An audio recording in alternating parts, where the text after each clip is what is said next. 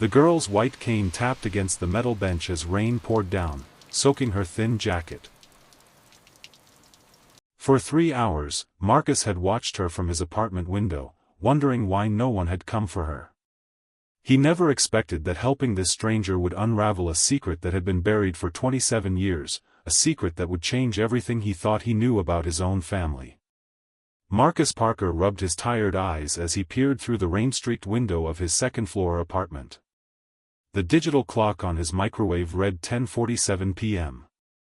Outside, the bus stop across the street stood illuminated by a single flickering streetlight, and sitting there, just as she had been for the past 3 hours, was a young woman with a white cane resting against her leg. He'd first noticed her around 7:30, when he was helping his 10-year-old daughter Lily with her science homework. The buses had come and gone at least 5 times since then, but the woman remained, occasionally reaching up to wipe rain from her face. "Dad?" Lily's voice came from behind him. "Is that lady still out there?" Marcus turned to see his daughter standing in her pajamas, clutching the stuffed elephant he'd given her on her 5th birthday. "Yeah, sweetie. She is. Why doesn't she go home?" "It's raining." Marcus sighed. "I don't know. Maybe she's waiting for someone." "For 3 hours? In the rain?" Lily joined him at the window, her small face pressed against the glass. "Dad, I think she's blind. Look at her cane." "We should help her," Lily said firmly, with that particular tone she'd inherited from her mother, the one that brooked no argument. Marcus hesitated. Since Claire's death 2 years ago, he'd become more cautious, more protective of the small world he and Lily had created together. Strangers meant complications. But his daughter was right. They couldn't just leave someone stranded in the rain. "Okay," he said finally. "I'll go down and see if she needs assistance. But you stay here, understand?" The rain hit him hard as he stepped outside. As he approached the bus stop, the young woman's head tilted slightly in his direction, though her eyes, a pale, clouded blue, didn't focus on him. "Hello?" she called out, her voice surprisingly steady despite her drenched appearance. "Is someone there?" Marcus slowed his pace, not wanting to startle her. "Hi, yes. My name is Marcus. I live in the apartment building across the street. I noticed you've been sitting here for a while, and I wanted to check if you're okay." The woman's shoulders relaxed slightly, but her grip on the white cane tightened. "I'm fine," she said, though the chattering of her teeth betrayed her. "I'm just waiting for someone." Up close, Marcus could see she was younger than he'd initially thought, early 20s, perhaps. Her clothes were worn but clean, and a small backpack sat at her feet. "You've been waiting for hours," Marcus said gently. "The last bus already came through. Is there someone I can call for you?" A flash of something, fear? Uncertainty, crossed her face before she composed herself. "No, thank you. They'll be here soon." Marcus glanced back at his apartment building, where he could see Lily's small face pressed against the window, watching them. He couldn't just leave this woman here in the rain. "Look," he said, "I don't mean to intrude, but it's pouring, and you're soaked through. My daughter and I live right across the street. You could wait inside where it's warm, have some hot tea, and dry off." The woman hesitated, her fingers tracing the handle of her cane. "Your daughter?" "Yes, Lily. She's 10.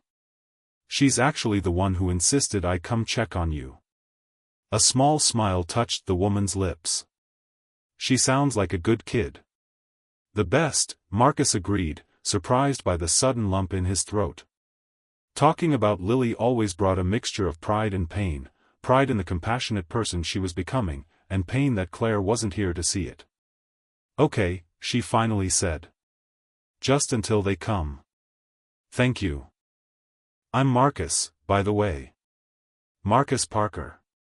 "Emma," she replied, gathering her backpack and standing.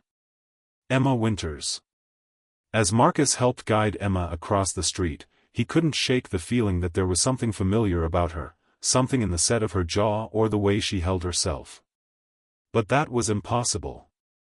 He would have remembered meeting a blind young woman before. Lily was waiting by the apartment door when they arrived, her eyes wide with curiosity and concern. "Dad!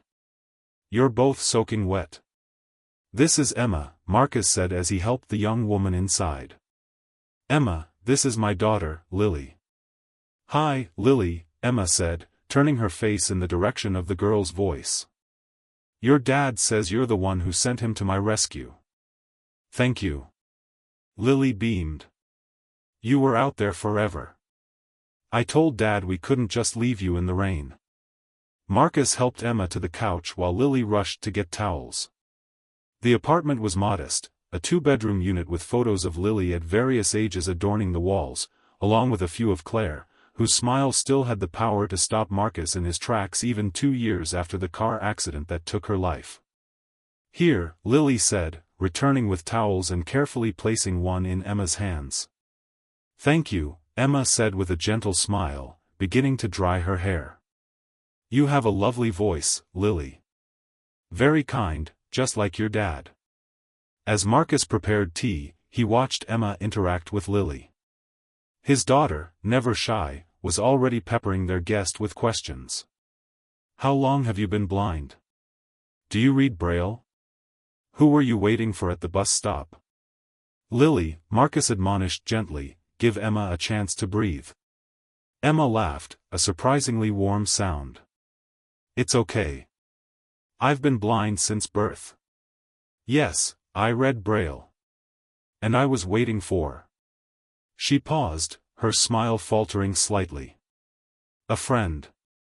They were supposed to pick me up. For 3 hours?" Lily asked incredulously. "That's not a very good friend." "Lily," Marcus warned, bringing over 3 mugs of tea. "It's fine," Emma assured him. "She's right. It's not ideal." There was something in her hesitation that made Marcus suspect she wasn't telling the whole truth, but he didn't press. Everyone had their secrets. As they sipped their tea, Marcus learned that Emma was 24, had grown up in foster care, and had recently graduated from college with a degree in music therapy. "I play piano," she explained. "Music has always been my way of seeing the world." "My mom played piano," Lily said, a note of sadness creeping into her voice. "Before she died." Emma's face softened. "I'm sorry about your mom, Lily." "It was a car accident," Marcus explained quietly. 2 years ago." The conversation lulled into a comfortable silence, broken only by the persistent patter of rain against the windows. After a while, Lily's eyelids began to droop, and Marcus gently suggested it was time for bed. "But Dad," she protested through a yawn, "what about Emma? Her friend still hasn't come." Marcus checked his watch, nearly midnight now. "I can call you a taxi," he offered to Emma. "Or if you need a place to stay tonight, our couch pulls out into a bed." Emma hesitated. "I don't want to impose." "You're not imposing if we're offering," Lily insisted, sounding so much like Claire that Marcus had to look away for a moment. "Thank you," Emma said finally. "Just for tonight." After getting Lily settled in bed, Marcus returned to find Emma standing by the window, her fingertips lightly touching the glass as rain continued to stream down. "Marcus," Emma said suddenly, "can I ask you something?" "Of course." She turned, her clouded eyes seeming to search for him. "The photos on your walls, are they of your family?" Marcus paused, surprised by the question. "Yes. Mostly Lily at different ages. A few of my late wife, Claire." Emma nodded slowly. Would you describe one to me? Of your wife?" The request was unusual, but Marcus found himself moving to his favorite photo of Claire. This one was taken about 12 years ago. Claire had this amazing red hair, like copper in the sunlight. Green eyes. "She's laughing because I just told a terrible joke about lobsters." Emma stood very still. "She sounds beautiful." She was, Marcus agreed. Inside and out. And Lily? Does she look like her mother? The spitting image. Same red hair, same green eyes, same stubborn chin. Emma nodded, as if confirming something to herself. Then, with a deep breath, she reached into her backpack and pulled out a folded piece of paper. Marcus, there's something I need to tell you. Something I should have said right away, but I was afraid. A chill ran down Marcus's spine. What is it? Emma held out the paper. This is why I was at that bus stop. I wasn't waiting for a friend. I was gathering courage. Marcus took the paper, unfolded it, and found himself looking at a birth certificate. The name on it read Emma Claire Parker, born 24 years ago to Claire Sullivan, Claire's maiden name, and Marcus Parker.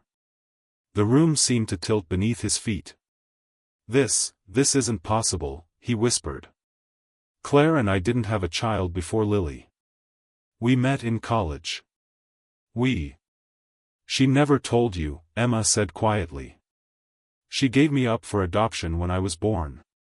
My adoptive parents died when I was 7, and I went into foster care.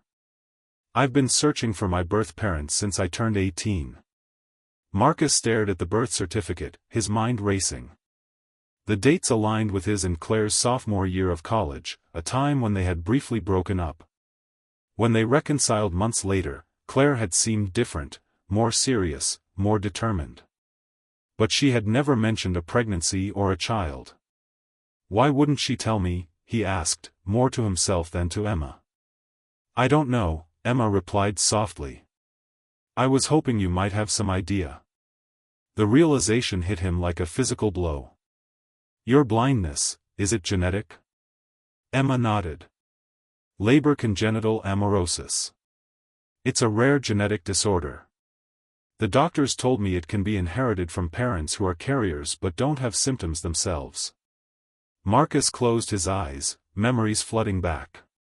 Claire's insistence on genetic counseling before they tried to conceive Lily. Her relief when the tests came back showing no risk factors.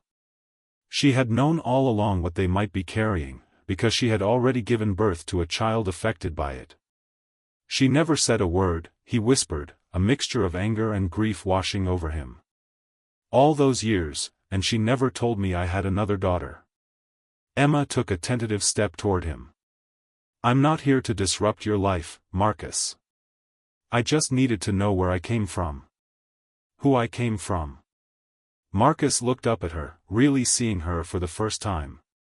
Beyond the clouded eyes, he could now recognize Claire in the curve of her cheek, the shape of her mouth.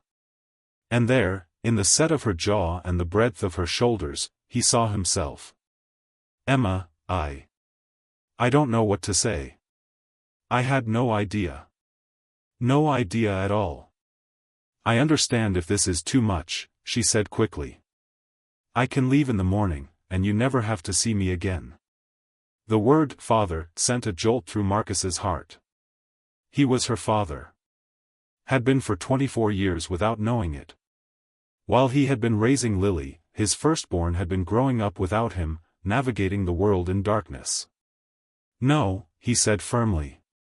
No, you're not leaving. Not unless you want to. You're my daughter, Emma. Mine and Claire's. And I've already missed 24 years of your life. I'm not missing any more. Emma's composure finally broke, tears spilling from her clouded eyes. You want me to stay? Marcus crossed the room and pulled her into a hug. Yes. Yes, I want you to stay. We have a lifetime of catching up to do. As Emma sobbed against his shoulder, Marcus looked up to see Lily standing in the hallway, her stuffed elephant clutched to her chest, her eyes wide with wonder. Dad, she whispered. What's happening? Marcus held out his arm, inviting her into their embrace. Lily, come here. There's someone very special I want you to meet properly. This is Emma. She's your sister. 6 months later, the Parker apartment was filled with music. Emma's fingers danced across the keys of the piano they'd bought secondhand, while Lily sang along, her voice clear and sweet. Marcus watched his daughters from the kitchen, his heart full in a way he never thought possible after Claire's death. On the wall beside Claire's photos now hung a new one, Marcus, Lily, and Emma at the beach, their faces turned toward the sun, 3 parts of a family finally made whole. If you found this story touching, please like and subscribe to our channel for more heartwarming content that reminds us all of the unexpected ways families can find each other and heal together.